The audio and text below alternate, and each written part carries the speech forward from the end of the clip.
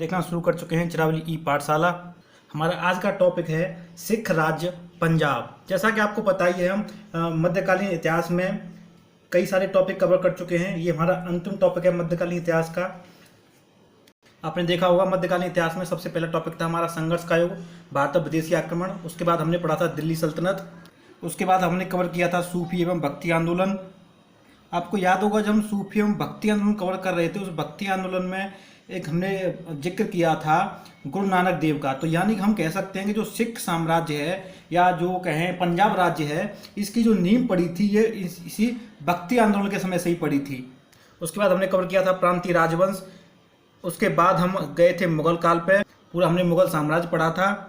और याद करना, जब हम मुगल साम्राज्य स्टार्ट कर रहे थे तो हमने पानीपत की जो लड़ाई का जिक्र किया था बाबर और इब्राहिम लोदी के बीच में, तो हमने वहाँ पर यह भी बताया था कि इस जो लड़ाई के जो प्रत्यक्षदर्शी थे वो गुरु नानक देव ही थे। यानी कि हम कह सकते हैं जिस समय से हिंदुस्तान में मुगल काल की नींव पड़ी, उसी समय से सिखों का कह सकते हैं, सिखों के पहले गुरु नानक देव थे। तो यानी कि उसी समय से सिखों की नींव भी पड़ी है हिंदुस्तान में। उसके बाद हमने कवर किया था मराठा साम्राज्य। और उसके बाद हम उत्तर मुगल काल के स्वायत्त राज्यों को पढ़ रहे हैं। इसमें हमें अवध, राजपूत राज्य जयपुर, जाट राज्य भरतपुर, मैसूर, इसमें हमने टीपू सुल्तान के बारे में पढ़ा था, रोहिलखंड, हैदराबाद, कर्नाटक, ये सब हम कवर कर चुके हैं। अब हमारा बाकी है पंजाब, और इसके बाद हम सीधे चले जाएंगे आधुनिक इतिहास के ऊपर। सिख शब्द आते ही हमारे दिमाग में सबसे पहले गुरुओं की बात आने लग जाती है कि ये वो गुरु थे, उनके ये गुरु थे। तो क्योंकि जो सिख धर्म है उसमें गुरु परंपरा का विशेष महत्व है। इस सिख धर्म में सबसे पहले गुरु थे गुरु नानक देव। जैसा कि मैंने अभी आपको इंट्रोडक्शन में ही बताया था, गुरु नानक देव का जिक्र सबसे पहले हुआ था हमारे भक्ति आंदोलन के समय। यानी कि जिस समय हिंदुस्तान के अंदर भक्ति आंदोलन की लहर थी, उस समय पे गुरु नानक देव का कह सकते हैं पहचान मिली। गुरु नानक देव आपके आधुनिक हिंदुस्तान में जो पंजाब है और जो पाकिस्तान का जो पंजाब है, उस वाले क्षेत्र में ये भक्ति आंदोलन को लहर दे रहे थे। यानी कि वहाँ के क्षेत्र में भक्ति आंदोलन को पूरी तरह से चरम पर पहुँचा रहे थे। तो अब हम बात करें गुरु नानक देव की, तो गुरु नानक देव का जन्म हुआ था 15 अप्रैल 1469 को ननकाना साहिब में, या जिसको तालवंडी भी बोला जाता है। यानी कि ननकाना साहिब और तालवंडी एक ही जगह है, और ये पड़ती है रावी नदी के तट पर। आधुनिक पाकिस्तान में जगह है, ये हिंदुस्तान में जगह नहीं है। जो आज का जो पाकिस्तान में, वहाँ पे तलवंडी या ननकाना साहिब है। तो उस जगह पर 15 अप्रैल 1469 को गुरु नानक देव का जन्म होता है। और जो इनकी जो मृत्यु हुई थी वो हुई थी करतारपुर में 22 सितंबर 1538 को। करतारपुर और ननकाना साहिब कहें या तालवंडी कहें, ये दोनों जगह आज की डेट में पाकिस्तान में, यानी कि हिंदुस्तान में, ना तो गुरु नानक देव की जन्मस्थली है, ना ही उनकी समाधि है। गुरु नानक देव की जो जयंती होती है उसको हम प्रकाश पर्व या प्रकाश उत्सव के नाम से भी जानते हैं, या उसको गुरु पर्व या गुरु पर्व भी बोलते हैं। यानी कि हिंदुस्तान में जो गुरु नानक की जो जयंती मनाई जाती है वो प्रकाश पर्व या गुरु पर्व के नाम से जानी जाती है। और ये कब मनाई जाती है? ये मनाई जाती है कार्तिक मास की पूर्णिमा के दिन। ध्यान देना, कार्तिक मास की अमावस्या के दिन दीपावली मनाई जाती है, और कार्तिक मास की पूर्णिमा के दिन गुरु पर्व या प्रकाश पर्व या देव दीपावली के नाम से भी इसको हम जानते हैं। तो उसके कई सारे नाम हो गए। इसका प्रकाश पर्व हुआ, प्रकाश उत्सव, गुरु पर्व या देव दीपावली। और ये कब होती है? कार्तिक मास की पूर्णिमा के दिन। इस दिन क्या होता है कि जो सिख धर्म में बड़ी परंपरा है कि ये एक सुबह गुरु ग्रंथ साहिब को रख के पूरे शहर में एक रैली निकालते हैं। उस रैली को बोला जाता है नगर कीर्तन। आपसे एग्जाम्स में प्रश्न पूछे जाते हैं। ये नगर कीर्तन वाला प्रश्न आपके एक बार यूपीएससी में पूछा गया। यूपीएससी 2007 का क्वेश्चन था कि जो रैली निकाली जाती है उसको क्या बोला जाता है। तो जैसे कि मैंने बताया, ये तो हुआ गुरु नानक का इंट्रोडक्शन, का जन्म और उनके जन्म से संबंधित उत्सव। गुरु नानक देव, जैसे अभी हमने थोड़ी देर पहले भी जिक्र किया था, इनका भक्ति आंदोलन के समय पर जिक्र हुआ था। तो उस समय पर गुरु नानक देव ने पूरे 30 वर्ष के अवधि में पूरे हिंदुस्तान की इन्होंने 5 बार यात्रा की थी। और जो यात्रा की, उस यात्रा के तो हिंदुस्तान की यात्रा ही, हिंदुस्तान के अलावा इन्होंने श्रीलंका में भी यात्रा की, और ये मक्का मदीना तक भी गए थे अपने विचारों को लेके। वहाँ तक अपने विचारों का इन्होंने कह सकते हैं प्रचार प्रसार किया। और जो इन्होंने जो यात्रा की देश भर की घूम घूम के, उस यात्रा को नाम दिया गया है। इस यात्रा का नाम है उदासी। ये भी आपसे एग्जाम से प्रश्न बनता है कि गुरु नानक देव की यात्रा को क्या कहा जाता है। तो उसमें ऑप्शन आ सकते हैं गुरु यात्रा, गुरु पद या जो भी है, लेकिन उसका जो असली जो आंसर है वो है उदासी। उदासी बड़ा अजीब सा शब्द है, लेकिन शब्द है तो है। तो यहाँ से भी प्रश्न बनता है, क्योंकि सूफी और भक्ति आंदोलन के समय के व्यक्ति थे, तो जो आपको ध्यान देना, एक सूफी संत हुए थे, इनको बाबा फरीद बोला जाता था।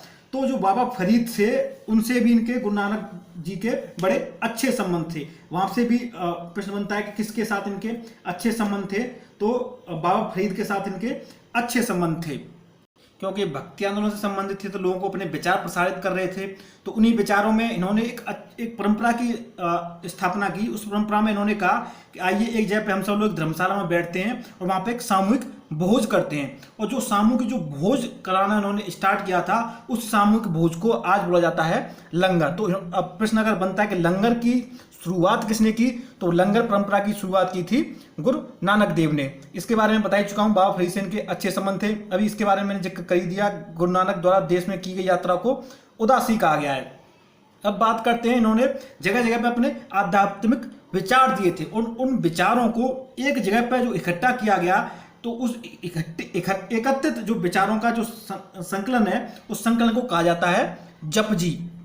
यानी कि ऐसे दो चीजें हो गई, एक तो गुरु नानक के द्वारा जो यात्रा की गई उसको कहा गया उदासी, और जो इन्होंने छोटी छोटी जो कविताएं लिखी थी, मतलब कविताएं जो कही थी, उन कविताओं को संकलित रूप में क्या कहा गया है, जपजी। इसके अलावा इनकी अगर रचनाओं से बारे में बात करें, तो रचनाओं में इन्होंने छोटी छोटी कविताओं के रूप में अनेक सारी, मतलब संकलन कुछ नहीं किया था, छोटी छोटी कविताओं के रूप में अपना विचार प्रस्तुत किए थे। और उन्हीं छोटी छोटी कविताओं को एकत्रित रूप दिया आने वाले गुरु, पांचवें गुरु हुए थे गुरु अर्जुन देव। इनके बारे में हम पढ़ेंगे तो इसके बारे में और विस्तार से बताएंगे।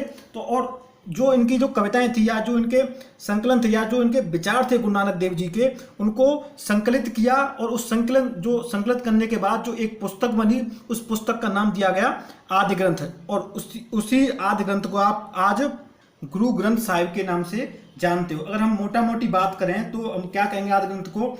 आदि ग्रंथ गुरु नानक देव के उपदेशों व कविताओं का संकलन है। या दूसरी भाषा में, अगर दूसरी तरीका से ये प्रश्न पूछा जाता है एग्जाम्स में कि गुरु नानक देव की जीवनी किसने लिखी, तो वो जीवनी किसने लिखी? गुरु अर्जुन देव ने। ये जो मैंने प्रश्न पूछा है किस सिख गुरु ने गुरु नानक की जीवनी लिखी, ये आपका एसएससी में एग्जाम में ये प्रश्न आपसे पूछा गया था। ये जो आदि ग्रंथ है, इस आदि ग्रंथ में बाबा फरीद के विचारों का भी कह सकते हैं, बाबा फरीद के जो विचार हैं वो भी इसमें सम्मिलित किए गए हैं। क्यों? क्योंकि बाबा फरीद से गुरु नानक देव काफी प्रभावित थे, उनके विचारों से काफी कह सकते हैं उनसे सिमिलरिटी थी, इसलिए बाबा फरीद के विचारों को भी आदि ग्रंथ या गुरु ग्रंथ साहिब में सम्मिलित किया गया है। इसके अलावा जो गुरु अर्जुन देव ने तो इनको लिखा ही था, तो अर्जुन देव ने बाबा फरीद के विचार सम्मिलित किए। गुरु नानक देव के तो सारे विचार इसमें हैं ही। इसके अलावा इसमें 5 सिख और 18 हिंदू संतों का भी इसमें उल्लेख किया गया है। किसमें? आदि ग्रंथ में। उन जो हिंदू हैं, संत हैं, उसमें प्रमुख हैं उस समय के कबीरदास, रैदास, नामदेव, रामानंद जी, बौद्ध जयदेव जी और बाबा फरीद, तो उसमें मैंने आपको बता ही दिया। ध्यान देना, जब मैं आपको मुगल साम्राज्य की स्थापना के बारे में बता रहे थे, उसमें हम बाबर और इब्राहिम लोदी का बीच में लड़े गए पानीपत की पहली लड़ाई का जिक्र किया था। तो उसमें हमने बताया था इस युद्ध के प्रत्यक्षदर्शी कौन थे। तो वहाँ पे याद करो, रिकलेक्ट करो चीज़ों को। ये देखिए, मैंने यहाँ पे बताया था जब पानीपत की पहली लड़ाई के बारे में पढ़ रहे थे, तो इब्राहिम लोदी और बाबर के बीच में ये युद्ध हुआ था, और इस युद्ध के प्रत्यक्षदर्शी कौन थे? गुरु नानक देव थे। यानी कि अगर हम दूसरी शब्दों में इस प्रश्न को अगर पूछा जाए कि गुरु नानक देव किसके समकालीन थे, तो वो बाबर के समकालीन थे और इब्राहिम लोदी के समकालीन थे। यानी कि बाबर और इब्राहिम लोदी तो साथ में ही थे, तो उनके दोनों के ही समकालीन थे। यानी कि हिंदुस्तान में मुगल साम्राज्य की नींव और हिंदुस्तान में सिखों की नींव दोनों एक साथ रखी गई हैं। आपका ये वाली चीज क्लियर हुई कि बाबर के समकालीन और इब्राहिम लोदी के समकालीन। अब इन्होंने एक पुस्तक भी लिखी थी गुरु नानक देव जी ने, उस पुस्तक का नाम था बाबर बाणी। तो उस बाबर के नाम पे लिखी है, तो उसमें किसके बारे में बताया उन्होंने? बाबर के बारे में। तो बाबर बाणी किसने लिखी है? गुरु नानक देव जी ने।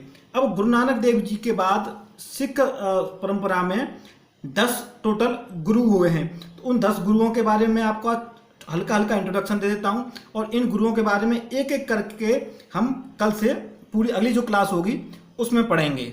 तो ये हैं आपके सिख संप्रदाय के 10 गुरु। तो पहले गुरु गुरु नानक देव जी, इनके बारे में इंपॉर्टेंट जो क्वेश्चन बनता है वो है सिख धर्म के संस्थापक कौन थे? गुरु नानक देव जी, आपने अभी देख ही लिया। इन्होंने एक और क्या काम किया था? लंगर व्यवस्था किसने स्टार्ट की थी? गुरु नानक देव जी ने। गुरु नानक देव जी के बाद जो अगले जो इनके जो गुरु हुए, उन गुरु का नाम था गुरु अंगद देव जी, और इस अंगद देव जी को हम लहना के नाम से भी जानते हैं, क्योंकि अंगद देव जी का पहला नाम लहना ही था। तो इनके बारे में क्या है कि इन्होंने गुरमुखी लिपि की जनक थे और गुरुगद्दी का निर्माण कराया। इसके अलावा जो इन्होंने गुरु नानक देव जी ने जो लंगर व्यवस्था आरंभ की थी, उस लंगर व्यवस्था को स्थायी बनाने का काम भी अंगद देव जी ने ही किया था। अंगद देव जी के बाद आए थे अमरदास जी, उन्होंने 22 गद्दियों का निर्माण किया था। अभी इसमें कंफ्यूज मत होना किसने क्या किया है, इनको हम एक एक करके पूरे विस्तार से पढ़ेंगे, केवल हल्का सा आपको इंट्रोडक्शन के लिए बता दे रहा हूँ। अमरदास जी के बाद आए थे रामदास जी।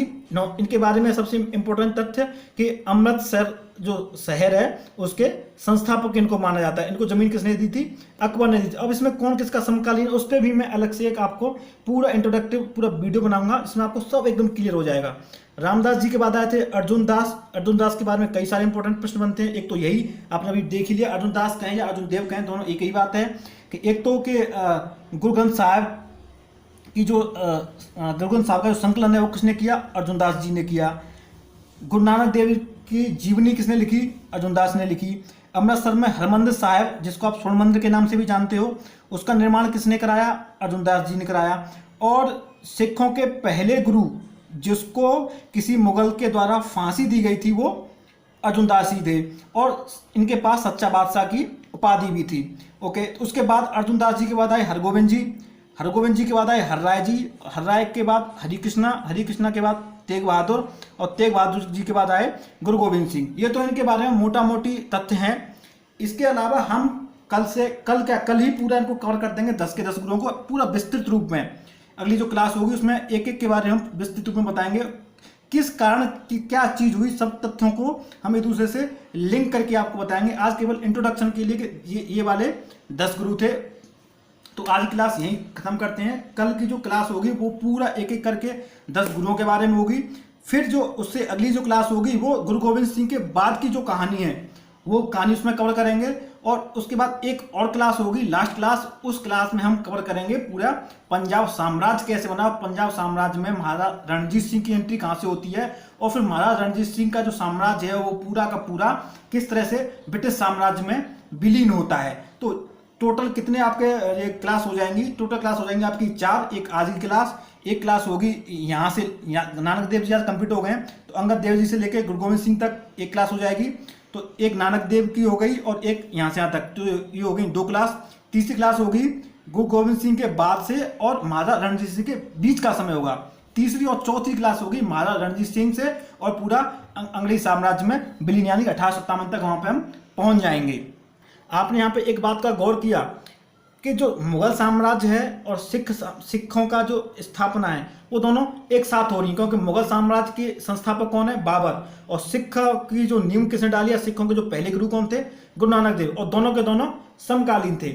उसके अलावा जो मुगलों को आप पढ़ते हो तो मुगलों का जो अंतिम जो मुगल जो बादशाह था वो था आपका बहादुर शाह जफर। उसका कब अंत होता है? 1857 की क्रांति तक। और जो सिख साम्राज्य है वो भी जो अंग्रेजी राज्य में मिलता है वो भी 1857 के आसपास, यानी कि 1848-49 में आके अंग्रेजी साम्राज्य में विलीन होता है। और जो उसके अंतिम राजा थे जो दिलीप सिंह थे, उनकी भी कहानी केवल 1857 और 1860-61 तक ही चलती है, यानी कि दोनों के दोनों ये पैरेलल चलते हैं। तो हम दोनों को हम जो स्टडी करेंगे दोनों को हम पैरेलल स्टडी करेंगे कि जिस समय हम अंगद देव जी के बारे में पढ़ रहे हैं तो उस समय हिंदुस्तान पे कौन बादशाह था। अब गोविंद सिंह जी के बारे में पढ़ें या अर्जुन दास जी के बारे में पढ़ें तो उस समय हिंदुस्तान का बादशाह कौन है, ये आपसे चीज़ें पूछी जाती हैं, कौन किसके समकालीन है। और एक और दोनों में एक सिमिलरिटी है, अब ध्यान देना, सिखों के जो 10 गुरु हैं वो अंतिम गुरु थे गुरु गोविंद सिंह, यानी कहें कि सिखों में जो अंतिम प्रतापी जो नाम था वो गुरु गोविंद सिंह था। और मुगलों में जो अंतिम जो सबसे कह सकते हैं अंतिम मुगल बादशाह जो प्रतापी जिसने पूरे हिंदुस्तान में बढ़ाने का काम किया वो प्रतापी शासक या प्रतापी बादशाह कौन था? औरंगजेब। और औरंगजेब और गुरु गोविंद सिंह दोनों के दोनों समकालीन थे। तो ये भी इनमें बड़ी सिमिलरिटी है। चलिए आज की क्लास यहीं पे समाप्त करते हैं। कल की जो जो अगली जो क्लास होगी उसमें हम अंगद देव जी से स्टार्ट करेंगे और गुरु गोविंद सिंह जी पे खत्म करेंगे।